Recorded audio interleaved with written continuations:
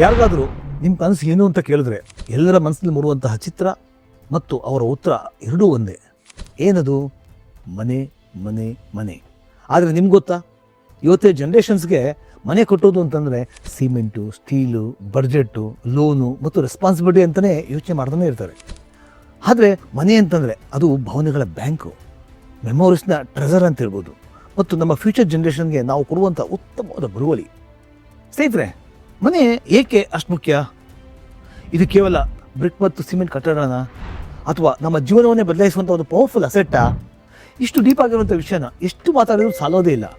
ಮನೆ ಅಂದರೆ ಭದ್ರತೆ, ಸಾಮಾಜಿಕ ಸ್ಥಾನಮಾನ, ನಿವೃತ್ತಿ ನಂತರ ಬರುವಂತಹ ನೆಮ್ಮದಿ, ನಮ್ಮ ಸಂಪತ್ತು ಸೃಷ್ಟಿಯಾಗುವಂಥದ್ದು, ಭಾವನಾತ್ಮಕವಾದ ನೆಲೆ ಕೂಡ, ಮತ್ತು ಎಂದೂ ಮುಗಿದಂತಹ ಅನುಬಂಧವೇ ನಮ್ಮನೆ. ಸ್ನೇಹಿತರೆ, ನಿಮಗೊಂದು ಪುಟ್ಟ ಪ್ರಶ್ನೆ. ಈ ವಿಡಿಯೋ ಪೂರ್ತಿ ನೋಡಿದ ಮೇಲೆ ನಿಮ್ಮನೆ ನಿಮಗೆ ಏಕೆ ಮುಖ್ಯ, ಜೊತೆಗೆ ನಿಮ್ಮ ಮನದ ಪ್ರಶ್ನೆಗಳೇನು ಅದನ್ನ ಕಮೆಂಟ್ಸ್ ಮಾಡಿ. ನಾನು ನಿಮ್ಮ ಉತ್ತರಕ್ಕೋಸ್ಕರ ಕಾಯ್ತಾ ಇರ್ತೀನಿ.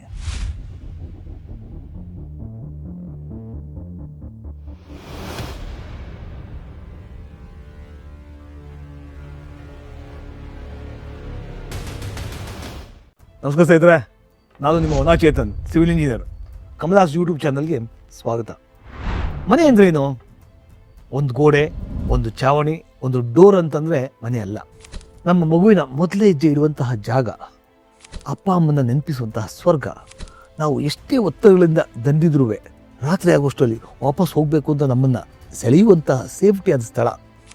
ಹಬ್ಬ, ಸಂಭ್ರಮ, ಕಷ್ಟ, ಸುಖ ಎಲ್ಲ ಶೇರ್ ಆಗುವಂತಹ ಸ್ಥಳ.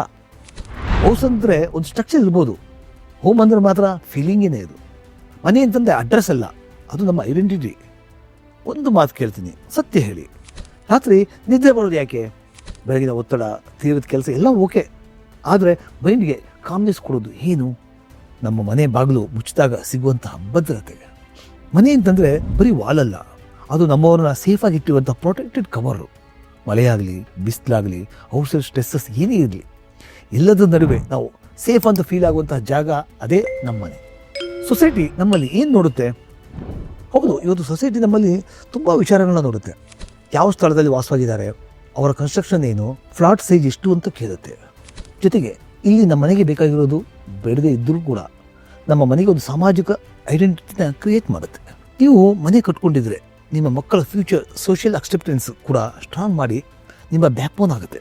ರಿಲೇಟಿವ್ಸು, ನೈಬರ್ಸು, ಸೊಸೈಟಿ ಎಲ್ಲರೂ ನೋಡಿ ಈ ಫ್ಯಾಮಿಲಿ ಈಗ ಸೆಟ್ಲ್ ಆಯಿತು ಅಂತ ಅಂತಃಕರಣದಲ್ಲಿ ಮಾಡಿಸ್ಕೊಡೋ ಹಾಗೆ ನೀವು ಮಾಡುತ್ತೆ. ಮನೆ ಅಂದರೆ ಕೇವಲ ಅಡ್ರೆಸ್ ಅಲ್ಲ, ಅದು ನಮ್ಮ ರೆಸ್ಪೆಕ್ಟ್ ಕಾರ್ಡ್. ಸ್ನೇಹಿತರೆ, ರಿಯಲ್ ಎಸ್ಟೇಟ್ ಅಂದರೆ ಏನು? ಹೌದು, ಇದೊಂಥರ ಮ್ಯಾಜಿಕ್ ಅಸೆಟ್. ಇದು ನಾವು ತಿನ್ನಬೇಕಾದ್ರೆ, ನಿದ್ದೆ ಮಾಡಬೇಕಾದ್ರೂ ಕೂಡ ಅದೇ ಸ್ವಂತ ಮನೆಯ ವ್ಯಾಲ್ಯೂನ ಕ್ರಿಯೇಟ್ ಮಾಡ್ತಾನೇ ಇರುತ್ತೆ.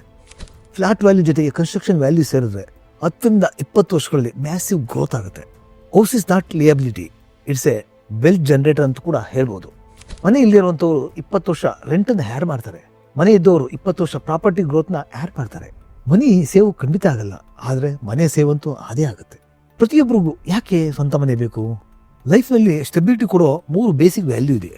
ಅವುಗಳು ಅಂತಂದರೆ ಫುಡ್ಡು, ಫ್ಯಾಮಿಲಿ, ಹೋಮ್. ಮನೆ ಅಂತ ಇದ್ದರೆ ನಮ್ಮ ತಲೆ ಮೇಲೆ ಸೆಕ್ಯೂರಿಟಿ ಇರುತ್ತೆ, ಫ್ಯೂಚರ್ ಪ್ಲಾನಿಂಗ್ ಈಸಿ ಆಗುತ್ತೆ, ನಮಗೆ ಫೈನಾನ್ಷಿಯಲ್ ಡಿಸಿಪ್ಲಿನ್ ಖಂಡಿತ ಬರುತ್ತೆ. EMI ಯಾವಾಗಲೂ ಕಷ್ಟ ಅಲ್ಲ, ಆದರೆ ನಮಗೆ ಇನ್ವೆಸ್ಟ್ಮೆಂಟ್ ಫೀಲ್ ಬರುತ್ತೆ. ಕಿಡ್ಸ್ಗೆ ಸೇಫ್ಟಿ ಎನ್ವೈರ್ಮೆಂಟ್ನ ಕ್ರಿಯೇಟ್ ಮಾಡ್ಕೊಳುತ್ತೆ. ರೆಂಟ್ ಹೌಸ್ನಲ್ಲಿ ನಾವು 10 ವರ್ಷ ಇದ್ದರೂ ಒನ್ ಡೇ ಓನರ್ ನಾವು ಕಾಲ್ ಮಾಡಿ, ಸರ್ ಈ ಮನೆ ಬೇರೆ ಯಾರಿಗೋ ಬೇಕಾಗಿದೆ ಅಂತ ಹೇಳಿದಾಗ ಅವತ್ತು ನಮ್ಮ ಸ್ಟೆಬಿಲಿಟಿ ಶೇಕ್ ಆಗುತ್ತೆ. ಬಟ್ ನಿಮಗೆ ನಿಮ್ಮ ಸ್ವಂತ ಮನೆ ಅಂತಿದ್ದಾಗ ಲೈಫ್ ಟೈಮ್ ಸೆಕ್ಯೂರಿಟಿ ಇದ್ದೇ ಇರುತ್ತೆ. ಸ್ನೇಹಿತರೆ, ಮನೆ ಕಟ್ಟೋದು ಸಂಭ್ರಮನ? ಮನೆ ಕಟ್ಟೋದು ಅಂತಂದರೆ ಕನ್ಸ್ಟ್ರಕ್ಷನ್ ಪ್ರಾಜೆಕ್ಟ್ ಅಲ್ಲ, ಅದು ಒಂಥರ ಸಂಭ್ರಮನೆ, ಡ್ರೀಮ್ ಟು ರಿಯಾಲಿಟಿ ಅಂತ ಹೇಳ್ಬೋದು. ನಾವಿಲ್ಲಿ ಫೌಂಡೇಶನ್ ಹಾಕುವಂತಹ ದಿನ, ಫಸ್ಟ್ ಬ್ರಿಕ್ಕನ್ನು ಪ್ಲೇಸ್ ಮಾಡುವಂತಹ ದಿನ, ರೂಫ್ ಸ್ಲ್ಯಾಬ್ ಹಾಕುವಂತಹ ದಿನ, ಅದು ದೇವರ ಆಶೀರ್ವಾದ. ಅದರ ಫೀಲ್ಗೆ ಬೆಲೆ ಕಟ್ಟೋಕ್ಕಾಗದೇ ಇಲ್ಲ. ಆ್ಯಸ್ ಎ ಸಿವಿಲ್ ಇಂಜಿನಿಯರ್ ನಾನು ಒಂದು 500ಕ್ಕೂ ಹೆಚ್ಚು ಮನೆಗಳ ಡಿಸೈನ್ ಮಾಡಿದ್ದೀನಿ, ತುಂಬ ಮನೆಗಳ ಕನ್ಸ್ಟ್ರಕ್ಷನ್ ಕೂಡ ಮಾಡಿದ್ದೀನಿ. ಎಲ್ಲರ ಮನೆಗೂ ಒಂದು ಸ್ಟೋರಿ ಇರುತ್ತೆ, ಒಂದು ಪೇನ್ ಇರುತ್ತೆ, ಒಂದು ಹ್ಯಾಪಿನೆಸ್ ಇದ್ದೇ ಇರುತ್ತೆ. ನನಗೊಂದಿನ ಒಬ್ಬ ಕಸ್ಟಮರ್ಸ್ ಹೇಳಿದ್ರು, ಚೇತನ್ ಸರ್, ನಾನು ಮನೆ ಕಟ್ಟೋಕ್ಕೆ 20 ವರ್ಷ ಕಾದೆ ಸಾರ್ ಅಂತ ಹೇಳಿದ್ರು. ಇದು ಸೈಜ್ ಮ್ಯಾಟ್ರ್ ಅಲ್ಲ ಸರ್, ಇದು ನನ್ನ ಲೈಫ್ನ ಪ್ರೈಡ್ ಮ್ಯಾಟ್ರ್ ಅಂತ ಹೇಳಿದ್ರು. ಅವತ್ತು ಅವ್ರ ಕಣ್ಣಲ್ಲಿದ್ದ ಹೊಳಪನ್ನು ನಾನು ನೋಡಿದೆ, ಅದನ್ನು ನಾನು ಯಾವತ್ತೂ ಮರೆಯೋದಕ್ಕಾಗೋದೇ ಇಲ್ಲ. ಮನೆ ಅಂತಂದರೆ ಹಾಗೆ ಅಲ್ವಾ? ನೆಕ್ಸ್ಟ್ ಪಾಯಿಂಟ್, ನಿವೃತ್ತಿ ನಂತರ ನೆಮ್ಮದಿ ಅಂತಂದರೆ ಏನು? ಲೈಫ್ನಲ್ಲಿ ಒಂದು ವಯಸ್ಸು ಅಂತ ಬಂದಮೇಲೆ ರೆಂಟ್ ಪೇ ಮಾಡುವಂಥ ಸ್ಟ್ರೆಸ್ಸು ಸಾಧ್ಯವಾದಷ್ಟು ಬೇಡ. ಬಾಡಿಗೆ ಮನೆ ಖಾಲಿ ಮಾಡಬೇಕಲ್ಲ ಅನ್ನುವಂಥ ಟೆನ್ಷನ್ ಬೇಡ. ಇನ್ನು ಎಷ್ಟು ವರ್ಷ ಕೆಲಸ ಇರುತ್ತೆ, ಬರೀ ಲೆಕ್ಕಾಚಾರದ ಬದುಕು ಎಷ್ಟು ವರ್ಷ ಅಂತ. ನಮ್ಮ ನಿವೃತ್ತಿ ನಂತರ ನಮಗೆ ಬೇಕಾಗಿರೋದು ಒಂದು ಶಾಂತವಾದಂಥ ಜಾಗ. ಅದು ಹೇಗಿರಬೇಕು ಅಂತಂದರೆ, ಬೆಳಗ್ಗೆ ಬೀಸುವಂತಹ ತಂಗಾಳಿನ ನೋಡ್ತಾ, ಮಧ್ಯಾಹ್ನ ಬಾಲ್ಕಲ್ಲಿ ಕುತ್ಕೊಂಡು ಆ ಟೀ ತೊಗೊಳ್ತಾ ಇರುವಂತಹ, ಮತ್ತು ರಾತ್ರಿ ಆ ಟೆನ್ಷನ್ ಫ್ರೀ ನಿದ್ದೆ ಇರುತ್ತಲ್ಲ, ಅದನ್ನು ಹೇಳಕ್ತಿರೋದು. ಯಾಕೆಂತಂದರೆ ನಾವು ಸಾಧ್ಯವಾದಷ್ಟು ಇವಾಗಲಿಂದ ಪ್ಲ್ಯಾನ್ ಮಾಡೋದಷ್ಟು ತುಂಬ ಒಳ್ಳೆಯದು. ಮನೆ ಅಂತಂದರೆ it is not a expense, it's a future peace insurance ಅಂತ ಹೇಳ್ತೀನಿ. EMIಗಳು ನಿಮ್ಮನ್ನ ಎಂಗೇಜ್ನಲ್ಲಿ ಮುತ್ಕೊಂಡ್ರೂ ಪರವಾಗಿೇನಿಲ್ಲ, ಅದನ್ನು ತಡೆಯುವಂಥ ಶಕ್ತಿ ನಿಮಗಿರುತ್ತೆ. ಆದರೆ ರಿಟೈರ್ಮೆಂಟ್ ಟೈಮಲ್ಲಿ ಪೀಸ್ಫುಲ್ ಆಗಬೇಕು ಅಂತಂದರೆ ಅದೊಂಥರ ಪ್ರೈಸ್ಲೆಸ್ ಕೂಡ. ಸ್ನೇಹಿತರೆ, ಮನೇಲಿ ಎನರ್ಜಿ ಮತ್ತು ವಾಸ್ತು ಏನು ಹೇಳುತ್ತೆ? ಮನೆ ಒಳ್ಳೆಯದಾಗಿ ನಡೀಬೇಕು ಅಂತಂದರೆ ಅದು ಬರೀ ಮೆಟೀರಿಯಲ್ಸಿಂದ ಮಾತ್ರ ಅಲ್ಲ, ಮನೆ ಎನರ್ಜಿ ಕೂಡ ನಮಗೆ ಸಾಥ್ ನೀಡುತ್ತೆ. ಮೇನ್ ಡೋರಿಂದ ಯಾವಾಗಲೂ ಪಾಸಿಟಿವ್ ಎನರ್ಜಿ ಬರಬೇಕು ಅಂತಂದರೆ ಉತ್ತರ ಅಥವಾ ಪೂರ್ವ ದಿಕ್ಕಿನಲ್ಲಿ ಬಾಗಿಲಿರಬೇಕು. ಬ್ರಹ್ಮಸ್ಥಾನ ಸಾಧ್ಯವಾದಷ್ಟು ಖಾಲಿ ಇರಲಿ ಅಂತ ಹೇಳುತ್ತೆ. ರೂಫ್ನಿಂದ ಸಾಧ್ಯವಾದಷ್ಟು ಸನ್ಲೈಟ್ ಒಳಗಡೆ ಬರಲಿ. ಕಿಚನ್ನು ಸೌತ್ ಈಸ್ಟ್ನಲ್ಲಿ ಬರಬೇಕು, ಅಂದರೆ ಆಗ್ನೇಯ ಮೂಲೆಯಲ್ಲಿ. ಸೌತ್ ವೆಸ್ಟ್ ನೈಋತ್ಯ ಮೂಲೆಯಲ್ಲಿ ಮಾಸ್ಟರ್ ಬೆಡ್ರೂಮ್ ಬಂದರೆ ತುಂಬ ಉತ್ತಮ. ಬೆಡ್ರೂಮ್ ಝೋನ್ಗಳು ಸರಿಯಾದ ಪ್ಲೇಸ್ನಲ್ಲಿ ಇಟ್ಟಾಗ ಅದು ಕಾಮ್ ಆಗಿರುತ್ತೆ. ಸನ್ಲೈಟ್ ಮತ್ತು ಏರ್ ಫ್ರೀ ಉತ್ತಮವಾಗಿದ್ದರೆ ಮನೆ ತುಂಬ ಪಾಸಿಟಿವ್ ಎನರ್ಜಿಯಿಂದ ಕೂಡಿರುತ್ತೆ. ಇದು ಪಾಸಿಟಿವ್ ಎನರ್ಜಿ ಇರುವಂಥ ಮನೆ ಯಾವಾಗಲೂ ಹೊಸ ಅವಕಾಶಗಳು, ಶಾಂತಿ ಮತ್ತು ಹೆಲ್ತನ್ನು ನಿಮಗೆ ಯಥೇಚ್ಛವಾಗಿ ಕೊಡುತ್ತೆ. ಸಹಿತ ಒಂದು ಇಂಪಾರ್ಟೆಂಟ್ ಪಾಯಿಂಟು, ನಾವು ಕಷ್ಟ ಸಮಯದಲ್ಲಿ ಮನೆ ಮಹತ್ವ ಏನು ಅಂತ ಗೊತ್ತಾ? ಕೋವಿಡ್ ಸಮಯದಲ್ಲಿ ಔಟ್ಸೈಡ್ ವರ್ಲ್ಡ್ ಎಷ್ಟು ಡೇಂಜರಸ್ ಆಗಿತ್ತು ಅಂತ ಎಲ್ರಿಗೂ ಗೊತ್ತಿತ್ತು. ಯಾರು ಯಾರನ್ನೂ ಸೇರಿಸ್ತಿರಲಿಲ್ಲ, ಎಲ್ಲೂ ಹೋಗೋಕ್ಕೆ ಹತ್ತನೇ ಇರಲಿಲ್ಲ. ಬರೀ ಭಯ ಭಯ ಭಯ, ಇಷ್ಟಿಂದ ಜೀವನ ಅಂತ ತುಂಬ ಜನಗಳಿಗೆ ಅನಿಸ್ಬಿಟ್ಟಿದೆ. ಇದೆಲ್ಲದರಲ್ಲೂ ನಮ್ಮ ಕಾಪಾಡೋದು ನಮ್ಮ ಮನೆ. ಅದೇ ಪವರ್ಫುಲ್ ಮನೆ ಅಂತ ಹೇಳ್ತೀವಿ. ಅದರಲ್ಲೂ ಸ್ವಂತ ಮನೆ ಅಂತ ಇದ್ದವರು ಬಾಡಿಗೆ ಗೋಜುಗಳೇ ಇರದೆ ಆ ಕಷ್ಟ ಸಮಯದಲ್ಲೂ ಕೂಡ ನೆಮ್ಮದಿಯಾಗಿದ್ರು.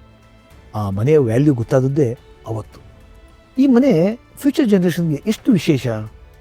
ನಾವು ಮನೆ ಕಟ್ಟೋದು ನಿಮಗೋಸ್ಕರ ಮಾತ್ರ ಅಲ್ಲ, ನಿಮ್ಮ ಕಿಡ್ಡು, ಅವರ ಕಿಡ್ಸ್ಗೆ, ನಿಮ್ಮ ಫ್ಯಾಮಿಲಿಯ ಟ್ರೀಗೋಸ್ಕರ. ಮನೆ ನಾವು ಕಟ್ಟೋದಿಲ್ಲ, ಮನೆ ನಮ್ಮ ಬದುಕನ್ನೇ ಕಟ್ಟುತ್ತೆ. ಅದರಲ್ಲೂ ಯಂಗ್ ಜನ್ರೇಷನ್ಗೆ ಒಂದು ಕಿವಿ ಮಾತು, ಇವತ್ತಿನ ಯೂತ್ಸ್ ಇರ್ತಾರಲ್ಲ, ಅವರು ಟ್ರಾವೆಲ್ಸು, ಗ್ಯಾಡ್ಜೆಟ್ಸು, ಶಾಪಿಂಗ್ಸು, ಇನ್ವೆಸ್ಟ್ ಅಂತ ಮಾಡ್ತಾರೆ. ಬಟ್ ಒಂದು ದಿನ ಬಂದೇ ಬರುತ್ತೆ, ಅದೇ ಏನು, ಸ್ವಂತ ಮನೆ ಮಾಡಬೇಕು ಅಂತ. ಆ ದಿನ ನಾವು ರಿಗ್ರೆಟ್ ಆಗಬಾರ್ದು. ಸಾಧ್ಯವಾದಷ್ಟು ಅರ್ಲಿ ಪ್ಲ್ಯಾನಿಂಗ್ ಮಾಡಿದರೆ ಖಂಡಿತ ಅದು ಬೆಸ್ಟ್ ಇನ್ವೆಸ್ಟ್ಮೆಂಟ್ ಆಗಿ ನಿಮ್ಮ ಜೊತೆಗೆ ನಿಂತ್ಕೊಳ್ಳುತ್ತೆ. ಮನೆ ಪರ್ಫೆಕ್ಟ್ ಮೀನಿಂಗ್ ಅಂತ ಯಾವಾಗ ಆಗುತ್ತೆ? ಮನೆ ಕಟ್ಟೋದು ಅದು ಬಡ್ಜೆಟ್ ವಾರಲ್ಲ. ಮನೆ ಕಟ್ಟೋದು ಕಂಪ್ಯಾರಿಷನ್ನು ಅಲ್ಲ, ಕಾಂಪಿಟೇಷನ್ಸು ಅಲ್ಲ. ಮನೆ ಕಟ್ಟೋದು ಅಂತಂದರೆ ಒಂದು ರೆಸ್ಪಾನ್ಸಿಬಿಲಿಟಿ, ಒಂದು ಎಮೋಷನ್, ಒಂದು ಡಿಸಿಪ್ಲಿನ್. ಇಲ್ಲಿ ನಾವು ಒಬ್ಬ ಉತ್ತಮವಾದ ಇಂಜಿನಿಯರ್ನ ಆಯ್ಕೆ ಮಾಡಿಕೊಂಡಾಗ, ಡಿಸೈನ್ಸ್ ಪ್ರಾಪರಾಗಿ ಮಾಡಿಕೊಂಡಾಗ, ವಾಸ್ತು ಬ್ಯಾಲೆನ್ಸ್ಡ್ ಆಗಿದ್ದಾಗ, ಮೆಟೀರಿಯಲ್ ಕ್ವಾಲಿಟಿ ಉತ್ತಮವಾಗಿದ್ದಾಗ, ಇವೆಲ್ಲ ಕಂಬೈನ್ ಆಗಿ ಇರುವಂತಹ ಜಾಗನೇ ಮನೆ. ನಿಮಗೆ ಮನೆ ಕಟ್ಟುವಂಥ ಕನಸಿದ್ರೆ ನಾನು ನಿಮ್ಮ ಜೊತೆ ಇರ್ತೀನಿ. ವಾಸ್ತು ವಿಚಾರವಾಗಲಿ, ಆರ್ಕಿಟೆಕ್ಚರ್ ಪ್ಲ್ಯಾನಿಂಗ್ ಆಗಲಿ, ಕನ್ಸ್ಟ್ರಕ್ಷನ್ ಟಿಪ್ಸ್ ಆಗಲಿ, ಎಲ್ಲದರ ಪ್ಲ್ಯಾನ್ಸು, 3D ಡಿಸೈನ್ಸು, ಕನ್ಸ್ಟ್ರಕ್ಷನ್ಸು ಎಲ್ಲ ಸರ್ವಿಸು ನಮ್ಮ ಬಳಿ ಸಿಗುತ್ತೆ. ನಮ್ಮ ಕಾಂಟ್ಯಾಕ್ಟನ್ನು ಡಿಸ್ಕ್ರಿಪ್ಷನ್ ಕೊಟ್ಟಿದ್ದೀವಿ, ಸಂಪರ್ಕಿಸಿ. ಜೊತೆಲಿ ಈ ವಿಡಿಯೋ ಇಷ್ಟವಾಗಿದ್ದರೆ ಲೈಕ್ ಮಾಡಿ, ಶೇರ್ ಮಾಡಿ, ಸಬ್ಸ್ಕ್ರೈಬ್ ಮಾಡಿ. ನಾನು ಕಳೆದ ವಿಡಿಯೋದಲ್ಲಿ ಮನೆ ಪಾಯ ಮತ್ತು ಅಪಾಯ ಅಂತ ಹೇಳಿದ್ದೆ. ಈ ಫೌಂಡೇಶನ್ ಕುಸಿತಕ್ಕೆ ಏನೇನು ಕಾರಣಗಳು ಅನ್ನೋದ್ರ ಬಗ್ಗೆ ಒಂದು ವಿಡಿಯೋ ಮಾಡಿದ್ದೆ. ಅದರಲ್ಲಿ ಉತ್ತಮವಾದ ಮಾಹಿತಿ ಇದೆ. ಅದರ ಲಿಂಕನ್ನು ನಾನು ಡಿಸ್ಕ್ರಿಪ್ಷನ್ ಕೊಟ್ಟಿದ್ದೀನಿ, ನೋಡಿ ಸಪೋರ್ಟ್ ಮಾಡಿ. ನಾನು ನಿಮ್ಮ ವನಾಚೇತನ್. ಮುಂದಿನ ವಿಡಿಯೋದಲ್ಲಿ ಉತ್ತಮವಾದ ಮಾಹಿತಿಯೊಂದಿಗೆ ಮತ್ತೆ ಭೇಟಿಯಾಗೋಣ. ಎಲ್ಲರಿಗೂ ಧನ್ಯವಾದಗಳು.